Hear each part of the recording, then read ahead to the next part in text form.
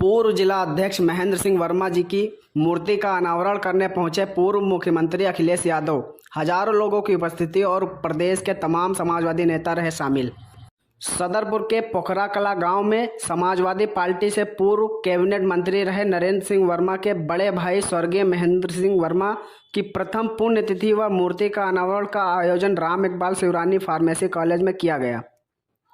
मूर्ति का अनावरण करने पूर्व मुख्यमंत्री अखिलेश यादव स्वर्गीय महेंद्र सिंह वर्मा के पैतृक गांव पोखरा कला पहुंचे। दादा के न रहने से परिवार को जो क्षति हुई है उसकी भरपाई नहीं हो सकती, लेकिन नरेंद्र वर्मा जी की राजनीतिक और उनका सहारा, उनकी मदद के लिए जो हमेशा तैयार रहते थे, उसकी भरपाई होना बहुत मुश्किल है। जहाँ वो ज़मीन से जुड़े थे और ज़मीन पर रह कर के लोगों को जोड़ने का काम, और जहाँ अन्याय हो रहा है उसके खिलाफ खड़े रहना, अपने साथी के साथ खराब समय पर बुरे वक्त पे खड़ा होना, ये सबसे बड़ी पहचान दादा की थी। आज उनकी प्रतिमा का अनावरण हुआ है।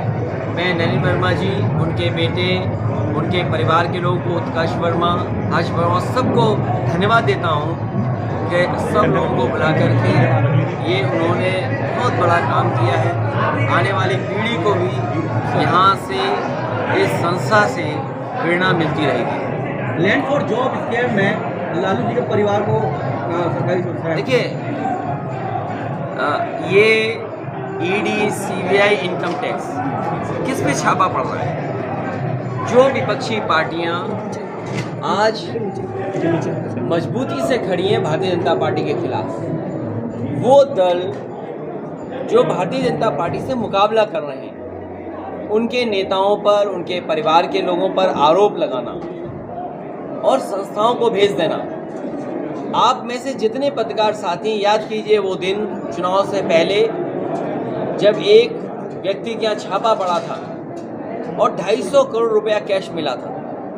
उसका झूठा प्रचार ये भारतीय जनता पार्टी ने किया कि समाजवादी पार्टी का इत्र बनाने वाला, परफ्यूम बनाने वाला उद्योगपति के यहाँ 250 करोड़ रुपया निकला। टीवी, अखबारों के माध्यम से समाजवादी पार्टी को बदनाम करने की कोशिश की गई, और जब सच्चाई सामने आई तो जिसके यहाँ 250 करोड़ रुपया निकला था वो भारतीय जनता पार्टी का ही निकला, वो भारतीय जनता पार्टी का ही पैसा था। और उसके बाद कोई भी जगह नहीं छोड़ी जहाँ छापा ना मारा हो।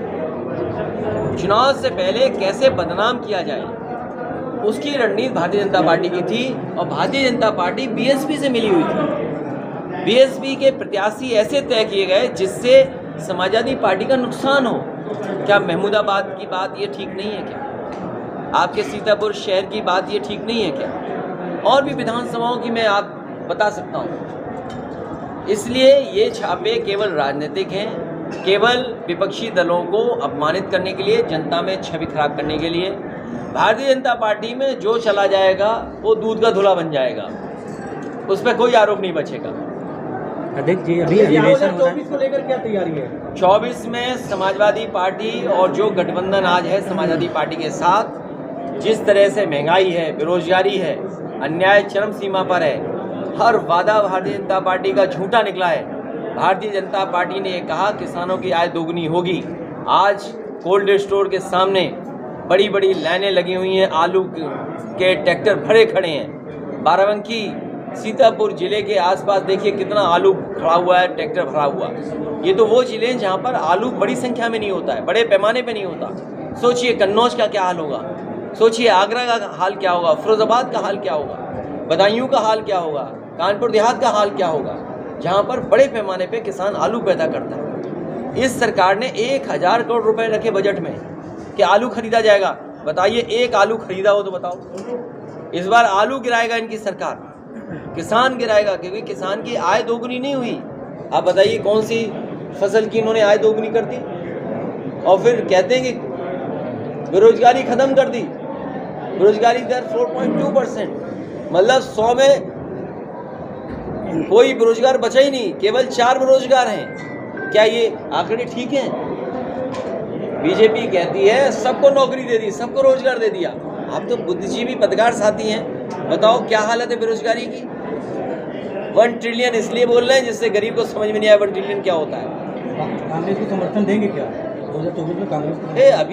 अभी इतने भागो मत तेज, अभी चुनाव आने दो। अखिलेश जी आपने आज एक ट्वीट किया है, ट्विटर हैंडल से, जिसमें आपने कहा है कि जो बीजेपी के कार्यकर्ता उनकी जांच कराया जाए, उसके बाद उस पर बुलडोजर चला जाए। जिस तरीके से लोगों पर बुलडोजर चला रहा है उसको लेकर के आपने ट्वीट किया। मैंने ये कहा कि संविधान और कानून हमें ये अधिकार बुलडोजर का नहीं देता है, लेकिन बीजेपी बुलडोजर चला रही है। आप बहुत जगह जानकारी कर लें, जितने इलीगल कंस्ट्रक्शन आज हो रहे हैं सब भारतीय जनता पार्टी के लोग करा रहे हैं। अखिलेश जी, आपने सुजातीय माफियाओं की लिस्ट सरकार से मांगी थी, जो सरकार की सुजातीय लिस्ट मिली आपको क्या? क्योंकि मुख्यमंत्री जी ने अपने केस वापस लिए हैं, उन्होंने डिप्टी सीएम के केस वापस लिए हैं, तो माफियाओं की सूची आई नहीं रही है इसीलिए। और सुनने में आया है कि अभी मुख्यमंत्री जी कहीं गए थे, वहाँ बड़े पैमाने पर माफियाओं ने स्वागत किया था मुख्यमंत्री जी का। क्या ये सच नहीं है? मैं तो गुजरात था, लेकिन उत्तर प्रदेश के सोशल मीडिया पे जिस तरीके से तस्वीरें चल रही थी, मुख्यमंत्री जी को कम से कम टॉप 100 माफियाओं की सूची जारी करनी चाहिए और तुरंत टॉप 10 की सूची जारी करनी चाहिए। ये बात सदन में कही गई थी। ये बात ऐसी ना निकले कि मुख्यमंत्री जी कहें 46 में 56 हो गए। कम से कम इसमें सच बोल दें और टॉप 10 टॉप 100 माफियाओं की सूची जारी कर दें। लेकिन बुलडोजर कार्रवाई क्या करेंगे? बुलडोजर कार्रवाई देखिए, बुलडोजर का दिमाग नहीं है, वो बस चलता जा रहा है।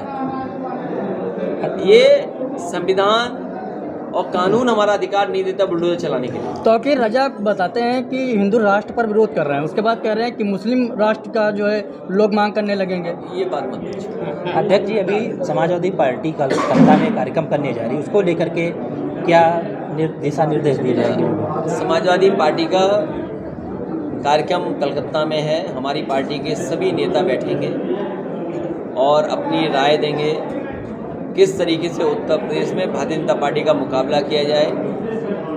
अगर भारतीय जनता पार्टी का ब्लूप्रिंट है 80 लोकसभा जीतने का, तो समाजवादियों का भी ब्लूप्रिंट ये होगा कि 80 लोकसभा कैसे हराएंगे।